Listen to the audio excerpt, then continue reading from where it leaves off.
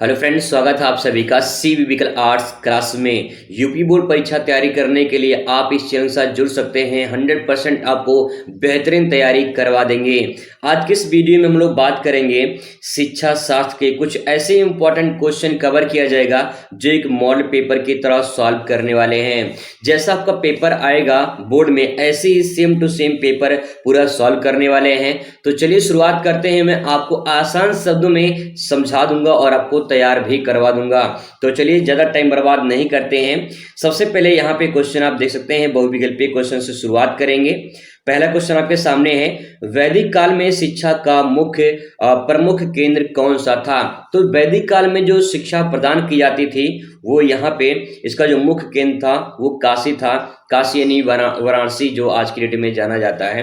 काशी बनारस जो है एक प्राचीन ऐतिहासिक नगर है। तो यहाँ पे जो है वैदिक काल में शिक्षा का जो प्रमुख केंद्र माना जाता था वो काशी। ठीक है, राइट आंसर काशी हो जाएगा। क्वेश्चन बात करते हैं अगला क्वेश्चन है, वैदिक काल में शिक्षा का प्रमुख केंद्र कौन सा था?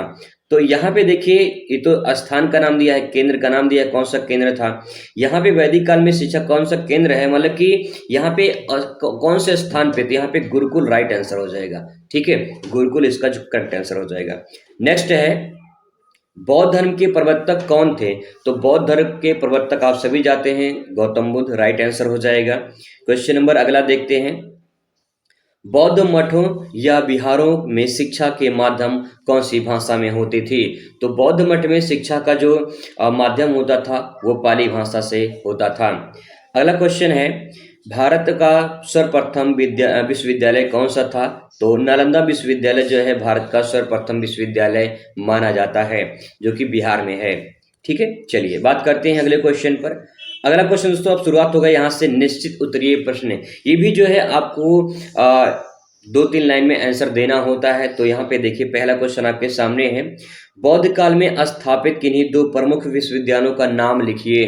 तो यहाँ पे आप नाम लिखेंगे, एक नालंदा विश्वविद्यालय, दूसरा विक्रमशिला विश्वविद्यालय। नालंदा विश्वविद्यालय और विक्रमशिला विश्वविद्यालय ये बौद्ध काल के स्थापित 2 प्रमुख विश्वविद्यालय हैं। नेक्स्ट है, अगला क्वेश्चन आपके सामने है, उपसंपदा संस्कार किस शिक्षा में संपन्न किया जाता है? तो उपसंपदा जो संस्कार है ये बौद्ध कालीन शिक्षा में संपन्न किया जाता है।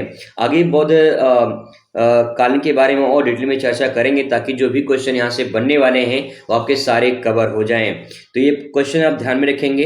नेक्स्ट है आपके सामने, मुस्लिम कालीन में मकतबों में किस स्तर की शिक्षा प्रदान की जाती थी? तो जो मकतब होते थे उसमें प्राथमिक स्तर की शिक्षा प्रदान की जाती थी। ठीक है, राइट आंसर इसमें हो जाएगा, मतलब कि आपका करेक्ट आंसर जो हो जाएगा मकतब हो जाएगा। मकतब में जो शिक्षा प्रदान की जाती थी वो प्राथमिक स्तर पर शिक्षा प्रदान की जाती थी। नेक्स्ट दोस्तों आपके सामने है निश्चित उत्तरीय प्रश्न का, मुस्लिम काल में प्राथमिक शिक्षा प्रारंभ करने की क्या आयु थी? क्या उम्र थी प्राथमिक काल में शिक्षा? तो 4 वर्ष 4 माह और 4 दिन, ये 4 जो है ध्यान रखेंगे। 4 वर्ष 4 माह 4 दिन की जो है शिक्षा यहाँ से जो है, मतलब कि जब बच्चा 4 साल का 4 माह का 4 दिन का हो जाता था तो उसे प्राथमिक शिक्षा की जो है शिक्षा प्रदान की जाती थी। अब बात करते हैं, यहाँ पे आपका क्वेश्चन है नेक्स्ट, अति लघु उत्तरीय प्रश्न जो कि 4 नंबर में पूछा जाएगा। तो 4 नंबर में क्वेश्चन जो है आपको लिखना पड़ेगा और अच्छे से इसको प्रेजेंट करना होगा। क्वेश्चन है, उपनयन संस्कार का संबंध किससे है? तो उपनयन का संबंध, संस्कार का जो संबंध है वो वैदिक काल से है। ठीक है, ये भी एक तरह से 2-3 लाइन में आंसर को लिखना है। अगला क्वेश्चन आपके सामने यहाँ पे है, वैदिक कालीन शिक्षा के दोषों पर प्रकाश डालिए। तो वैदिक काल की कुछ दोष हैं। क्या दोष हैं? देखिए, सबसे पहला है एक भाषा का महत्व, मतलब एक ही भाषा का महत्व, जैसे कि संस्कृत है तो संस्कृत का ही महत्व दिया जाता था, तो कोई अन्य भाषा नहीं सीख पाते थे। तो इसीलिए जो है इसका दोष माना गया कि एक ही भाषा पे जोर दिया जाता था। अगला है सांस्कारिक जीवन की उपेक्षा। सांस्कारिक जीवन की उपेक्षा यहाँ थोड़ा सा इसके बारे में लिख सकते हैं कि शिक्षा को व्यक्ति के सर्वांगीण विकास में सहायक होना चाहिए। सांसारिक जीवन की प्राय उपेक्षा की गई है, मतलब जो अभी शिक्षा आप ग्रहण कर रहे हैं वो सांसारिक जीवन से अलग है, परे है ना? कहने का मतलब ये है कि जैसे कि आपका जो शिक्षा ग्रहण कर रहे हैं, उसके आपका सर्वांगीण विकास होना चाहिए। लेकिन जो ये वैदिक काल में शिक्षा दी जाती थी, वो एक अलग शिक्षा होती थी जिसमें आप ही का विकास होता था और आप उस शिक्षा को ज्ञान अर्जित करके फिर इसके बाद दूसरे को ज्ञान देते थे। ये परंपरा चलती थी वैदिक काल में, तो इसको ध्यान रखेंगे, ठीक है। नेक्स्ट आपके सामने है, यहाँ से क्वेश्चन अगला है। क्वेश्चन इंपॉर्टेंट है, ध्यान रखेंगे। वैदिक कालीन शिक्षा का उद्देश्य बताइए। अगर आपसे पूछ लेता है कि वैदिक कालीन शिक्षा का क्या उद्देश्य है, तो अब इसके बारे में क्या लिखेंगे, चलिए देखते हैं। सबसे पहले एक हेडिंग डाल देंगे यहाँ, वैदिक कालीन शिक्षा का उद्देश्य, और इसके बारे में लिखेंगे।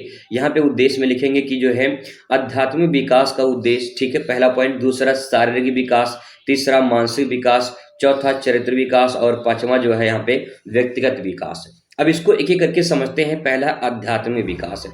वैदिक कालीन जो शिक्षा थी वो आध्यात्मिक पर जोर दिया जाता था, यानी ईश्वर के बारे में समझना, जानना, परखना, ये सब कुछ उस पर जोर दिया जाता था।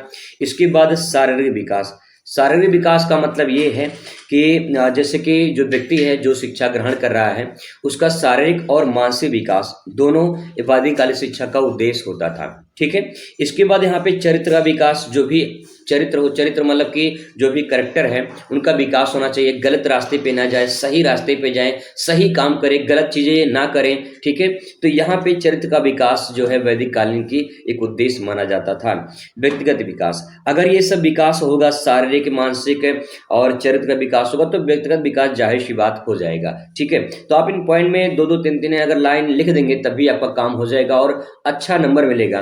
दोस्तों आपको बता दें, जब एग्जामिनर कहाँ पे चेक करते हैं तो ध्यान रखेंगे जो मेन हेडिंग होती है ना वो देखते हैं। इसके बाद आपने उसके अंदर क्या लिखा है उतना कोई पढ़ने नहीं जाता है, उतना टाइम ही नहीं होता है कि पूरी पेपर जो आपने लिखा है उसको पढ़ा जाए, ये बात ध्यान रखेंगे। तो इसलिए मेन पॉइंट मैंने लिख दिया है और बता दिया है, अगर आप उसे समझ जाएंगे तो अच्छे से लिख ले जाएंगे। चलिए बात करते हैं अगले क्वेश्चन पर।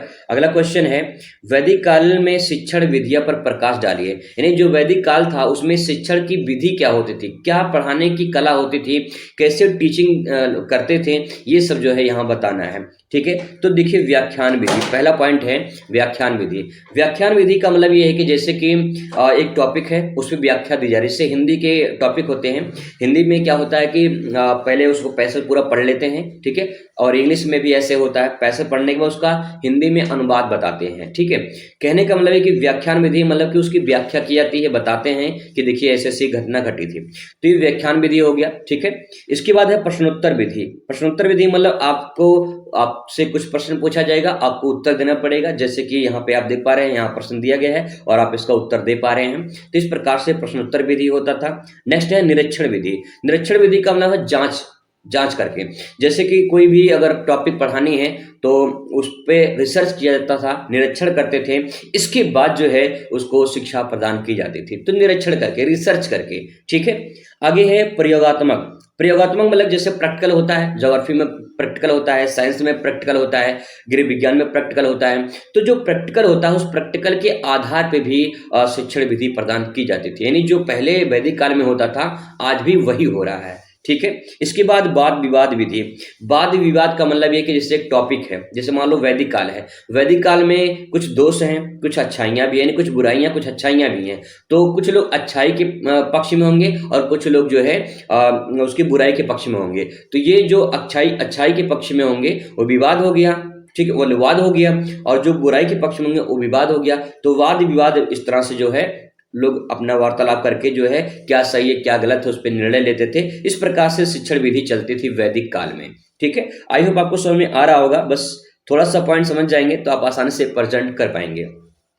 नेक्स्ट दोस्तों आपके सामने सवाल यहाँ पे है, वैदिक कालीन शिक्षा की विशेषताएं क्या हैं। आइए विशेषताएं के बारे में अध्ययन करते हैं। तो हेडिंग डाल देंगे प्यारा सा कि वैदिक काल की शिक्षा की प्रमुख विशेषताएं क्या हैं। इसमें लिखेंगे पहला है धार्मिक संस्कार। जो भी धर्म है आपका उस धार्मिक से संबंधित संस्कार दिए जाते थे, ताकि जो भी आप सीखें वो धर्म से संबंधित हो और आपको जो संस्कार मिले वो धार्मिक संस्कार होना चाहिए, ठीक है। सामाजिक विकास होना चाहिए। मुख्य विशेषता ये है कि जो भी आप शिक्षा प्राप्त कर रहे हैं उससे आपका समाज में क्या योगदान है, क्या आप समाज में अपना योगदान दे रहे हैं, ये इसका उद्देश्य माना गया है। तो वैदिक काल में सामाजिक विकास पर जोर दिया गया है।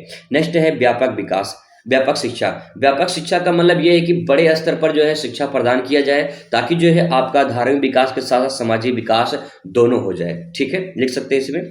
आगे है धार्मिक भावना का विकास। धार्मिक भावना का विकास का मतलब ये, जैसे ये धार्मिक संस्कार है वैसे धार्मिक भावना का विकास है कि आपको, जैसे मान लो कि आप हिंदू हैं तो आपको हिंदू से संबंधित शिक्षा प्रदान की जाएगी, आप मुस्लिम हैं तो मुस्लिम से संबंधित शिक्षा प्रदान की जाएगी, आप जो है मान लीजिए जो है कोई भी अन्य धर्म के लोग हैं, ईसाई हैं, जैन हैं, बौद्ध हैं, तो उससे संबंधित शिक्षा प्रदान की जाएगी। तो आपकी जो अंदर जो भी आपका धर्म है उस धर्म की भावना विकसित करना, ये वैदिक कालीन शिक्षा का उद्देश्य होता था। ठीक है, नेक्स्ट है व्यक्तिगत विकास। व्यक्तिगत विकास, सिंपल सी बात ये है कि वैदिक कालीन शिक्षा का उद्देश्य होता था, यही विशेषता बन जाएगी कि वैदिक कालीन शिक्षा में व्यक्तिगत विकास होना चाहिए। भाई जब व्यक्ति का विकास नहीं होगा तो उसे शिक्षा ग्रहण करने का कोई फायदा मिलेगा? नहीं मिलेगा। मैं आपको अगर पढ़ा रहा हूँ, आपको समझ में ना आए तो कोई फायदा है? कोई फायदा नहीं है। तो इसका मतलब यह है कि व्यक्तिगत विकास होना चाहिए, ये वैदिक कालीन शिक्षा का उद्देश्य माना जाता है। ठीक है, नेक्स्ट दोस्तों आपके सामने अगला क्वेश्चन है। अगला क्वेश्चन है यहाँ पे, वैदिक कालीन शिक्षा प्रणाली का उद्देश्य क्या थे? इन्हीं में से क्वेश्चन आपको देखने को मिलेंगे आपकी बोर्ड परीक्षा में, तो इसलिए अच्छे से इसको देख लीजिए और समझने की कोशिश करिए, आपको सब कुछ आसानी से समझ में आ जाएगा। नेक्स्ट है कि वैदिक कालीन जो बौद्ध कालीन शिक्षा प्रणाली का उद्देश्य क्या था, ये हमें बताना है। तो देखिए, उद्देश्य ये था बौद्ध काल में कि बौद्ध धर्म का प्रचार प्रसार करना है, ताकि जो है अन्य लोग तो पहुंचे और बौद्ध धर्म को जाने समझें, उसको अपनाएं, ये इसका उद्देश्य था बौद्ध काल का। दूसरा, चरित्र निर्माण। इसमें भी कुल मिला जुला के देखा जाए, सभी बौद्ध काल में या वैदिक काल हो या मुस्लिम काल हो, इन सभी में चरित्र का निर्माण, व्यक्ति का निर्माण, व्यक्तिगत का विकास, ये सब जो है एक तरह से कॉमन शब्द है। तो चरित्र निर्माण का मतलब ये कि बौद्ध कालीन शिक्षा में भी व्यक्ति के चरित्र का निर्माण करने पर जोर दिया जाता था, ताकि वो गलत रास्ते पे न जाए, सही काम करे और सही आदर्शों का पालन करे। ठीक है, नेक्स्ट है राष्ट्रीय भावना का विकास होना चाहिए। बौद्ध धर्म अगर आप अपनाते हैं तो जिस बौद्ध धर्म में जो भी लोग रहते हैं अपने राष्ट्र के प्रति समर्पित होते हैं, अपने राष्ट्र के हित के बारे में सोचते हैं, तो राष्ट्रीय भावना का विकास होता है इससे। तो ये जो है पॉइंट आप इसमें आसानी से प्रेजेंट कर सकते हैं। नेक्स्ट दोस्तों आपके सामने है सामाजिक कुशलता का विकास। सामाजिक कुशलता का विकास का मतलब ये है कि जो भी आप जिस शिक्षा को ग्रहण कर रहे हैं, चाहे बौद्ध कालीन हो, चाहे वैदिक कालीन हो, चाहे मुस्लिम कालीन शिक्षा हो या ब्रिटिश कालीन शिक्षा हो, जो भी शिक्षा आप ग्रहण कर रहे हैं उससे समाज में क्या योगदान हो रहा है, समाज का क्या फायदा हो रहा है, समाज में कोई आपका महत्व है या नहीं है, तो ये उससे विकास संबंधित है। ठीक है, अगर आप अच्छा काम करेंगे, आप पढ़ लिख के कुछ बन जाएंगे तो समाज में आपका नाम होगा, समाज में आपका योगदान होगा, तो ये सामाजिक विकास के योगदान में स्थापित होता है। ठीक है, नेक्स्ट है यहाँ पे निर्वाण प्राप्ति। बौद्ध कालीन शिक्षा का मुख्य उद्देश्य माना गया है कि निर्वाण प्राप्ति यानी मोक्ष की प्राप्ति। समझ लीजिए कि जैसे कि अगर आप बौद्ध कालीन अपना लेते हैं तो उसका मुख्य उद्देश्य माना गया है कि निर्वाण की प्राप्ति, यानी मृत्यु सत्य है और ये कोई टाल नहीं सकता है। ठीक है, निर्वाण की प्राप्ति इसमें माना गया है। नेक्स्ट है अगला क्वेश्चन आपके सामने है, मध्यकालीन शिक्षा का मुख्य उद्देश्य क्या था?